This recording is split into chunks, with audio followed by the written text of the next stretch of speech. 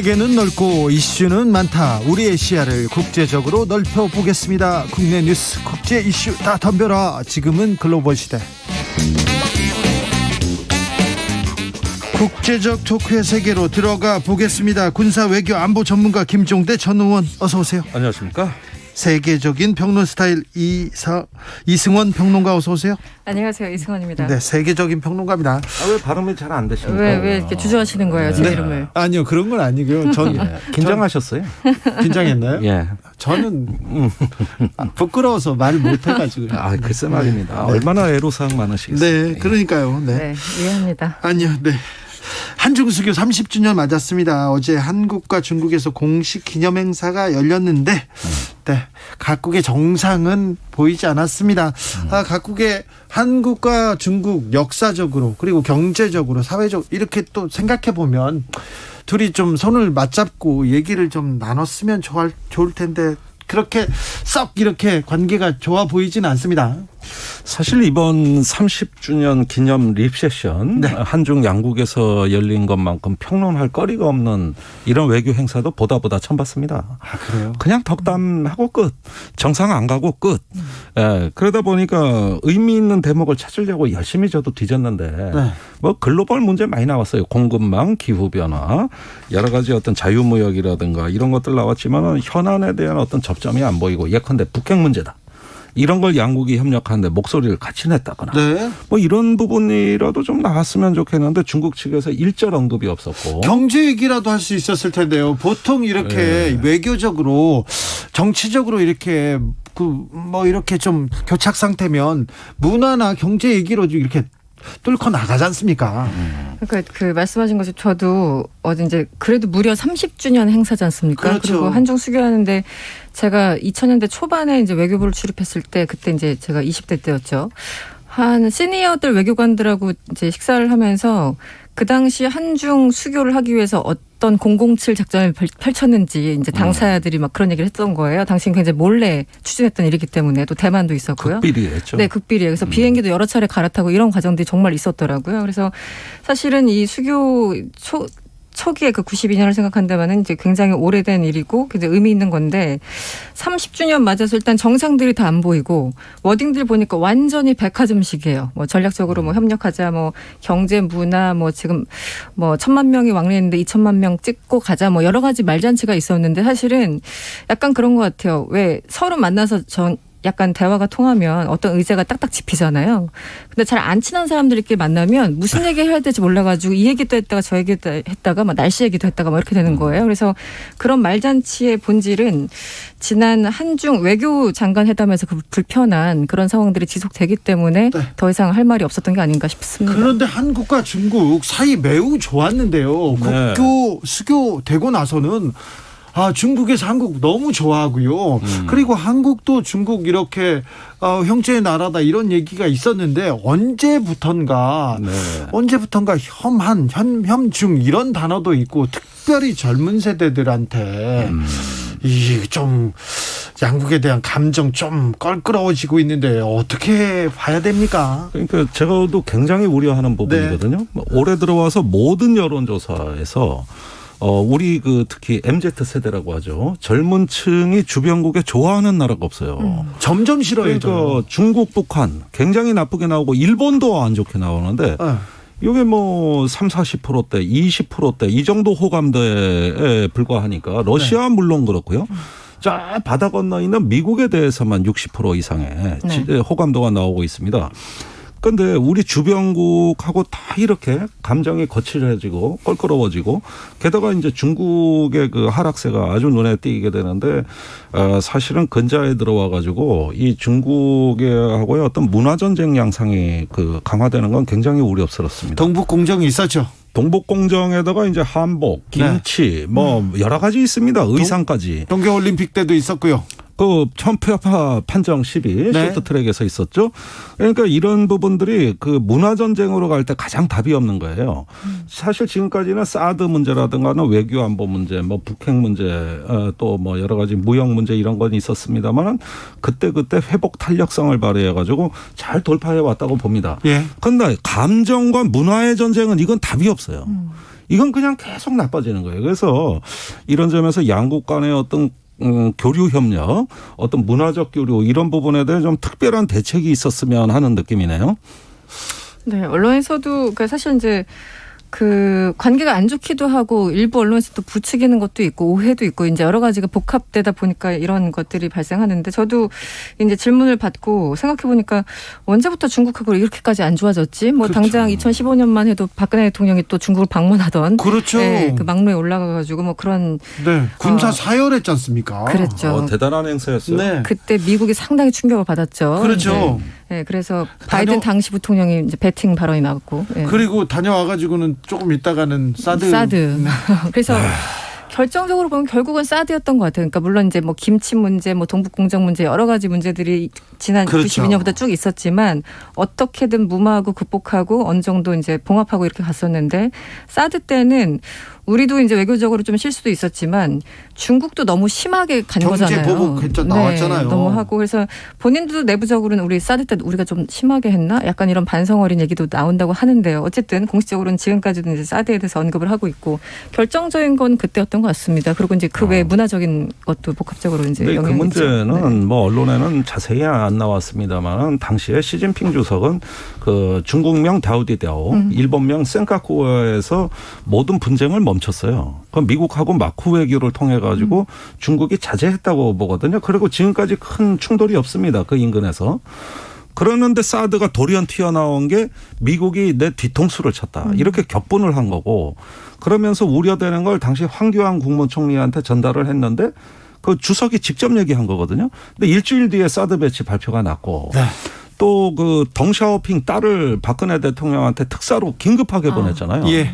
그런데 청와대에서 그 특사를 만난 박근혜 대통령이 왜 군이 하는 일을 왜 중국이 이렇게 문제 삼냐 이렇게 좀 냉대를 했어요. 그러니까 이 전략적 소통이 안 됐던 거죠. 그러니까 사드를 배치할 때 중국의 우려 사항을 경청하는 모습을 보이면서 뭔가도 하고 설득을 해야 되는데 그렇죠. 외교를 보여야지. 이 외교력을. 전략적 소통이 지정학적인 여건하고 말려 들어가면서 한국이 아주 꼬일 대로 꼬여버린 거거든요.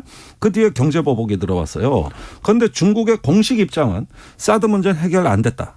봉합돼 있다. 미해결 문제다. 이걸 계속 강조하는 겁니다. 지금 이 순간에도. 그러니까 이럴 때 사드 산불 논쟁이라든가 이런 게 나오게 되면은 이 회복 시대가 있는 환자지 퇴원한 환자가 아닌데 이 봉합 뜯어버리겠다고 이렇게 나오는 거죠. 그러니까 이런 점에서 최근에 어떤 그 윤석열 정부의 100일간이 매우 중요한 시기였는데 이번에 뭐 조금 그래도 좋은 덕담이 오고 갔으니까 그래요. 당분간 좀 나아지지 않겠냐 하는 기대도 갖게 돼요. 뭐 윤 대통령도 당장 어쨌든 이제 30년간의 한중 관계 발전을 위해서 앞으로 뭐 주석님을 직접 뵙고 협의할 수 있게 기대한다 이렇게 예. 대독을 했죠. 그리고 박진 외교장관도 여러 좋은 얘기를 했습니다. 그리고 한덕수 총리 그리고 리커창 총리 이제 서로 의사를 이제 여러 가지 메시지를 교환했는데 아직은 뭔가 잡히지 않고 있어요. 근데 왕이 그 외교부장이 역시 그런 얘기를 했습니다. 지난 우리 박진 장관과 회담했을 때 그때 얘기랑 비슷해요. 지금 디커플링을 반대한다. 그리고 자유무역을 이제 체제를 함께 지켜야 되고 산업망, 공급망의 안정성을 수호해야 된다. 결국 이제 치포 동맹 얘기하고 있는 거고요. 네. 이런 것들이 계속 이제 이 와중에도 계속 왕이 부장은 얘기를 하는 상황이거든요. 그렇기 때문에 우리가 너무 미국 쪽으로 붙지 말고 우리랑도 계속 같이 가자 이런 건데 결국 우리 정부가 어느 정도 선까지 협의를 할 수 있는가가 관건인 것 같습니다. 그 시진핑 주석의 그 핵심 키워드가 전략적 소통이란 단어가 나왔던데 네. 이 부분이 저는 좀 나름 눈여겨볼 점이 있다고 보는 게 이 방금 이승원 평론가가 얘기하신 치포 동맹을 비롯한 자유무역의 여러 가지 어떤 중국과의 디커플링 문제나 이런 걸 대화하고 싶다는 얘기로 전 들리거든요. 아, 그래요. 예, 마쿠 대화를 좀 해보자. 예. 그러니까 아직 한국에 대한 미련을 버리지 않겠다는 메시지는 전달을 한 것 같고. 아니, 중국에서도 한국을 이렇게 밀어둘 수만 없어요. 내칠 수도 없고요. 그렇죠. 네. 그래서 그런 언중의 행간의 의미, 네. 이런 부분들은 우리가 좋은 신호로 받아들이고 조금 관리해 나갈 필요가 있다고 보여요. 외교력을 보여야 합니다. 지금 말입니다. 해피바이러스님께서 주 기자님 원래 더듬거려요. 이제 제가 좀 버퍼링 전문 방송입니다. 네. 실수로 덮습니다. 김진성님, 제가 좋아하는 두 분 나오셨습니다. 얘기합니다. 조혜숙님께서 중국과 일본 미워도요. 경제적 교류 없이 대한민국이 버티기 힘듭니다. 좋아하는 사람과만 어울리고 세상을 살 수는 없잖아요. 얘기합니다. 중국 가깝고 매우 중요한 동반자입니다. 한중수교 30주년 의의를 좀 찾는다면 어디에서? 그러니까 이 30년의 역사가 대한민국의 경제 영토가 북방으로 넓혀진 말 그대로 황금의 시대였습니다. 중국을 지난 30년. 그렇죠. 중국 손잡고 우리 경제가 사실 이만큼 먹고 사는 것도 새로운 기회의 창문을 열었기 때문이고. 그렇죠. 그러니까 한중수교는 대한민국의 국력이 대륙으로 부채살처럼 퍼져나간 말 그대로 황금의 시대를 우리가 구가했던 게 지난 30년입니다. 그러니까 이 시점에 원래는 정상 간의 이런 메시지가 아니라 앞으로 30년에 대한 비전이 나왔어야 되는 거예요. 그렇죠. 그게 원래 이 행사의 의미인데 이것이 이제 서로 서먹서먹해지면서 건너뛴 거거든요. 그러니까 이제까지가 황금의 시대였다면 앞으로 30년은 뭐죠? 어떻게 가야 되죠? 좀 이런 것들이 양국에서 조금 더 적극적인 노력을 기울여가지고 좀 메시지가 나왔으면 하는 아쉬움이 있는 거죠. 지금 일단 다른 거 모르겠고 경제 쪽이 얼마나 늘었나 봤더니 정말 수십 배 늘었잖아요. 지금 그래서 뭐 수출액이 1,600억 달러가 넘고 1,300억 달러가 넘는 수입액. 그래서 지금 중국은 무시할 수 없는 시장이고 우리 입장에서는 리커창 총리가 얘기했듯이 서로 어떻게 이사할 수 없는 이웃이다. 니네 뭐 이사 갈 거니? 이러면 붙어있는 이웃이다. 그래서 교류를 해야 된다. 이런 메시지를 이제 한덕수 총리를 통해서 밝혔더라고요. 그냥 그렇습니다. 그러니까 어쨌든 이 칩포가 됐든 반도체가 됐든 어느 하나 빠지면은 곤란해지는 그런 상황이 됐기 때문에 지금 이거 좀 관리하고 좀 영리하게 외교적으로 좀 풀어가야 될 필요성이 있어 보입니다. 우크라이나 전쟁은 6개월째를 맞습니다. 그런데요. 전 세계에 관심이 조금 식었다 이렇게도 볼 수도 있는데 그런데 젤렌스키 우크라이나 대통령이 크림반도를 되찾겠다 이러면서 굉장히 강성 발언을 했습니다. 전쟁 더 이어질 것도 같습니다. 사실 지금 6개월이라고 하니까 조금 감각이 없지만 그렇죠. 10만 명이 넘는 사상자 양측 합쳐서입니다. 이거 91년 걸프 전쟁 이후로 처음 있는 일입니다. 국가급의 전쟁에서 10만 명이 넘게 사상된 거는 걸프전 이후로 지난 30년간 이거 한 건밖에 없어요. 군인들만 했을 때 10만 아니 뭐 명. 전사 민간인 사망자. 민간인까지. 그리고 난민이 1,000만 명인데 이 숫자가 유럽에는 2차 대전 이후로 최대입니다. 중동, 아프리카 다 합쳐도 이 숫자 안 나와요. 1,000만 명에다가 지금 복구하는 데 드는 비용 추산액이 906조 원입니다. 완전히 국가를 다시 만들어야 돼요. 그런데 이런 어떤 막대한 피해에 대해서 우리가 조금 더 어떤 경각심을 가져야 돼. 이게 얼마나 지옥의 묵시록 같은 전쟁이냐. 이런 점들 좀 눈여겨봐야 되겠고요. 그게 끝이 아닙니다. 지금 유럽에 인플레 공포가 오고 있습니다. 가을부터 시작되는 에너지난이 있는데 영국 같은 데서는 식량이냐 난방이냐 둘 중에 하나만 선택해야 되는데 둘 다 못할지도 모른다. 그리고 독일의 지금 인플레 예측치가 10%로 나왔어요. 그러니까 이 우크라이나 전쟁이 인플레 공포로 다시 이제 커지고 있어요. 그런데 지금 양측의 항전 의지가 너무 강한 게 우크라이나 국내 여론조사에서 이 전쟁에서 이길 걸로 확신하는 비율이 92% 나왔습니다. 그러니까 전 국민이 이긴다고 보고 이제는 끝장을 보자. 그러니까 젤렌스키 대통령은 이 모든 전쟁은 크림반도에서 시작됐으며 앞으로 크림반도에서 끝내야 된다. 즉 거기를 수복하겠다고 그러면서 드론 공격을 했어요. 그러니까 지금 순항미사일 드론 이런 게 크림반도의 러시아군 기지로 가고 있습니다. 자, 이렇게 되면은 제가 보기에는 푸틴 역시 지지율이 80%가 넘게 나오고 있기 때문에 이 전쟁에 대해 가지고 승전이 목적이 돼버렸지 종전 내지는 정전이 목적이 아니고 정전협정이 안 열리고 있습니다. 휴전협정, 정전협정을 해야 되는데 이제 러시아는 안 하겠다는 거예요. 우크라이나는 나올 때마다 멤버가 바뀐다. 못 믿겠다. 그리고 우크라이나도 마찬가지로 안 하겠다고. 그러니까 이 전쟁이 상대방이 완전히 항복하거나 굴복하는 이제 승리를 목표로 하는 전쟁이 돼버렸어요. 그러니까 지금 이게 한국 전쟁 모델로 가는 거라고 봐요. 한국 전쟁도 전쟁 나고 1년 만에 정전협정 했거든요. 협상을. 그런데 3년 갔거든요. 그러니까 자꾸 그렇게 가는 거 아닌가. 이렇게 되면 피해액이 늘어나서 이제는 세계가 이 출구를 찾아야 된다. 그런 점들 이제 국제사회가 좀 나서야 되지 않냐 생각이 들어요. 그렇죠. 전쟁을 어떻게 마무리해야 된다. 석학들도 얘기하고 어떤 정치가들도 나오고 어떤 사람들은 가서 만나기도 하고 그런데 이 출구를 지금 닫아버린 것 같습니다. 최근에 이제 그 크롬 플랫폼인가라는 이름으로 한 40여 개국 정상들이 또 그 비대면으로 회의를 했어요. 그래서 젤렌스키 대통령이 마침 나왔죠. 왜냐하면 어제가 31주년 독립기념일이었기 때문에. 네, 우크라이나 독립기념일. 그래서 이제 91년 이후에 31주년이었는데, 그래 다시 한번 젤렌스키는 더 강력하게 항전 의지를 이제 불태우는 거예요. 왜냐하면 이 얘기가 우리가 밀리면 우크라이나 전쟁의 실패로만 끝나는 게 아니라 유럽 전체.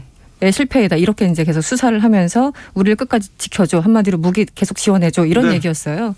근데 양쪽 다 의원님 말씀하신 것처럼 푸틴은 그냥 끝까지 가보자는 거고 젤렌스키도 크림반도 우리가 14년도에 그냥 잃어버렸으니까 거길 다시 수복할 때까지 우리는 싸울 거야라고 하고 있어서 거의 완벽한 소모전으로 가고 있고 끝까지 가겠다라는 거고. 그래서 저는 사실은 우리 왜 올 봄까지만 해도 뭐 길어봤자 한 6개월 정도라고 예상을 했었는데 그렇죠. 지금은 끝이 안 보이는 거고. 지금 상황을 봤더니 우크라이나 영토의 한 22%가 지금 러시아군이 점령하고 있거나 사실상 지배하고 있거든요.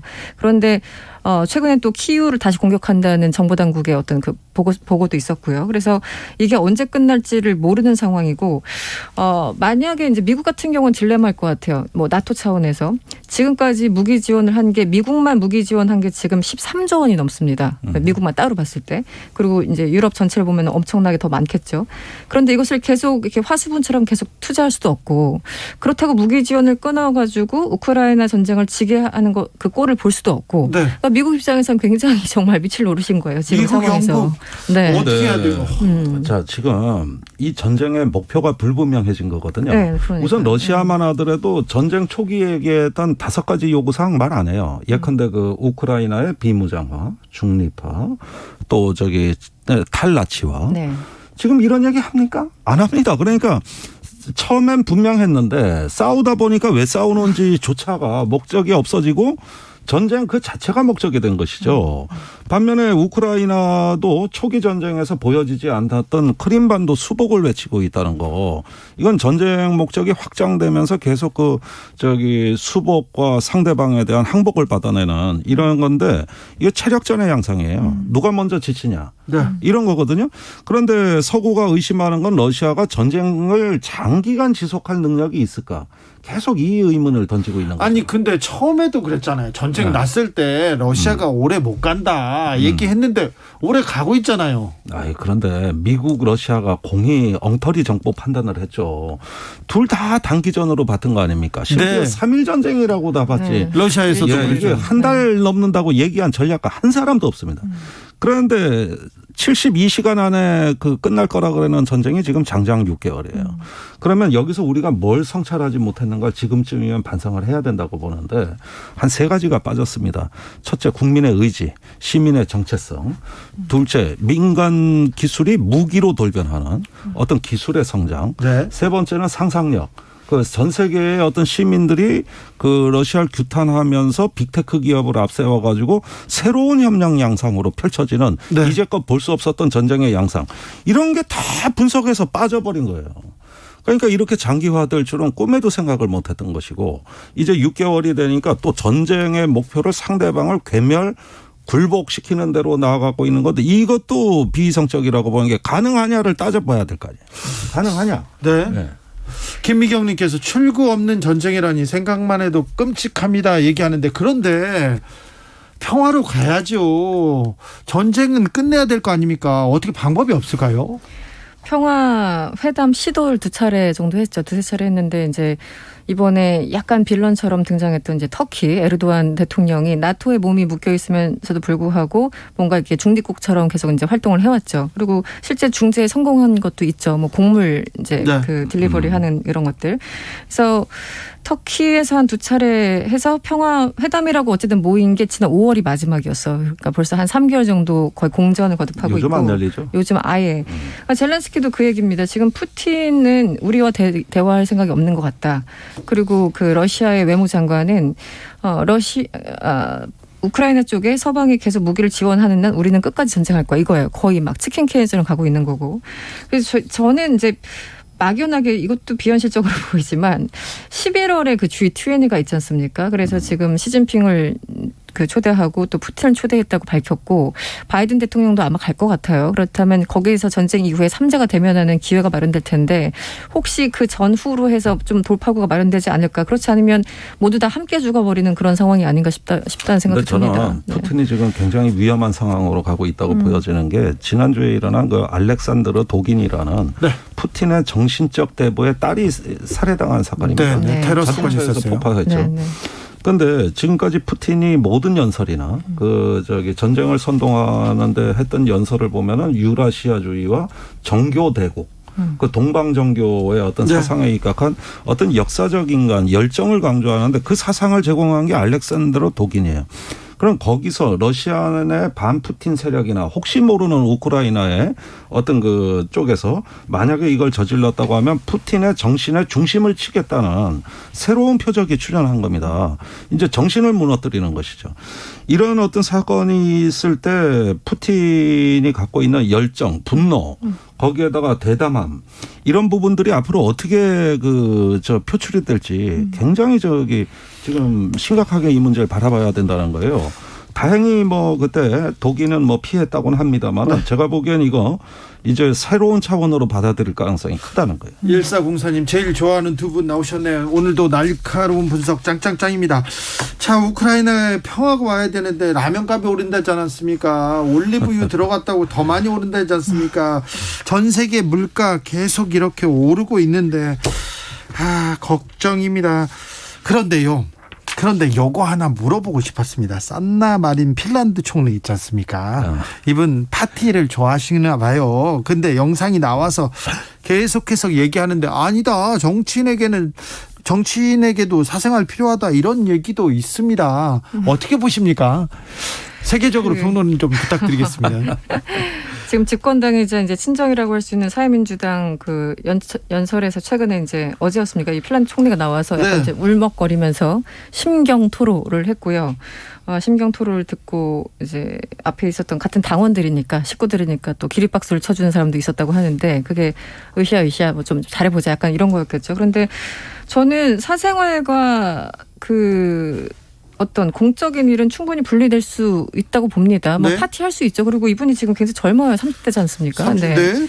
그 에너지가 무척 넘칠 때이기 때문에 그 파티를 즐기고 이런 것들을 하는 것은 저는 좀 분리해서 생각해 볼 필요가 있고 마린 총리가 본인 입으로 그 얘기를 했어요. 나도 사람이다. 나도 가끔 자유롭고 싶다라는 얘기를 했고. 나도 재미를 좀 즐길 수 있다. 전 여당 대표 비슷한 말씀을 하시네요. 전 여당 대표요.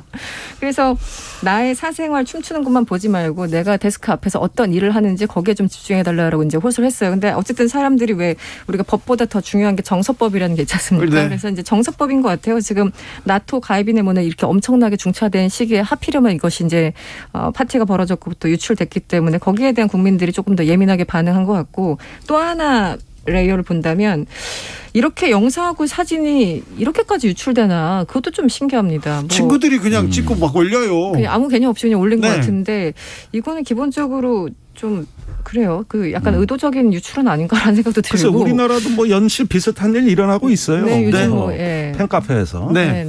그 얘기도 좀 해주세요. 저는 이렇게 봐요. 이 핀란드의 정서법이라고 말씀하셨는데 제가 한 10여 년 전에 있었던 일을 핀란드 가서 들었는데 거기 한 국회의원이 우리 국회를 방문했다가 여기 레드카펫이 중앙에 깔려 있어요. 국회에. 그걸 밟았는데 이게 사진이 묘하게 나가가지고 당신 한국에 가서 무슨 대접 받았냐고 징계받았다는 거예요. 아무 일도 아닌데. 이게 평등의식이 워낙 강해가지고 스웨덴, 핀란드 이렇게 보면은 어떤 특권에 대해서는 절대 못 참습니다. 특히 부당한 특권에 대해서는. 그 다음에 국회의원은 봉사하는 자리거든요. 거기는. 그렇죠. 거기 운전기사도 없어요. 다 자전거 타고 다녀요. 그리고 비서도 하나밖에 없어요. 그래가지고 우리하고는 전혀 다르고 거기에다가 이제 저는 이 핀란드 총리가 이렇게 파티 열고 그랬다 그랬는데 그 다음 대응에서 굳이 지지자들 앞에서 이렇게 눈물을 흘리고 울먹이고 오히려 이게 더 문제가 있다고 보는 게 지금 언제든 나토 가입 이전후에 안보 정세가 위기로 발전할 수 있는 시기거든요. 이 엄중할 때 같은 여성 지도자라도 대처 총리 같이 뭔가 그 철의 여인이라고 불렸는데 이럴 때 국가는 강해야 됩니다. 그리고 국민들 결집시키면서 강하게 끌고 가고 사과할 건 진솔하게 하고 너절너절 뭐 사생활이 어떻고 이럴 게 아니라 저기 솔직하게 반성하고 국가를 끌어가야 되는 이런 위기관리자 모습으로 조금 더 갔었어야 된다는 거예요. 그런데 나약해 보인다는 거죠. 아니, 조금 분해서 억울해서 울 수도 있는 거 아닙니까? 그래서 이승만 평론가 그렇게 생각하는 것 같아요. 근데 시기가 안 좋아요. 그러니까 그러니까 소위 말하면 평시라면 괜찮은데 핀란드도 그렇고 스웨덴도 그렇고 뭐 핀란드는 실제 예전에 그 소련과 직접 전쟁도 겪었고 70여 년, 80년 만에 지금 중립국에서 지금 나토 가입까지 하는 그런 중차대한 시기에 굉장히 민감한 시기입니다. 그러니까 평소 뭐 작년, 재작년 파티 영상 같으면 뭐 그냥 이해할 수 있는데 올해 하필 이 영상이 터졌기 때문에 이거 뭐 100% 그냥 커버하기에는 좀 어려운 상황이긴 해요. 근데 본인 입장에서는 억울하긴 했겠죠. 아니, 영국 총리에 비해서 훨씬 더 좀 지적이 따가운 거 아닙니까? 네. 그래서 그거는 저는 핀란드의 또 국민 정서라고 보고요. 항상 이 나라는 어떤 면에서도 약간의 일탈을 절대 참지 못하는 어떤 독특한 국민 정서에다가 그 영상이 샜다. 뭐 국회의원들이 와서 관저에서 찍은 사진이 또 나왔다. 이런 것들은 뭐냐 하면은 주변의 어떤 엄정한 관리라든가 어떤 지도자가 이런 부분에 대해 주의를 제대로 안 준 데서 생긴 문제고 이게 다 본인의 부덕의 소치거든요.